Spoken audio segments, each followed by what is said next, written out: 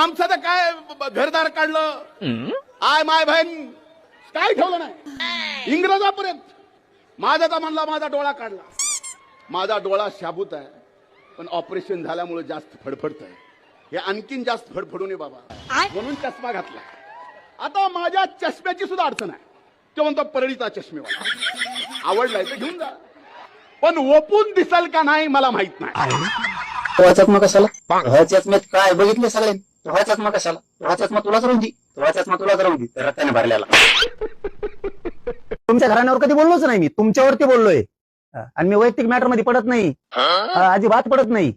माझ्या दम आहे त्यांना समोरासमोर खेटायचा. बाईच्या आडून वार नाही करत मी कधी तुमच्यावरती. फार तुम्हाला 4-5 दिवसाच सांगतो. त्याचीच बायको आली होती, मला साथ द्या म्हणलं. मी कौटुंबिक याच्यात पडत नसतो. तुमचं तुम्ही तुमचं बघून घ्या. बाईच्या आडून वार करणारी अवलाद आपली नाही. त्या करोना मुंडे कोण आहेत त्या?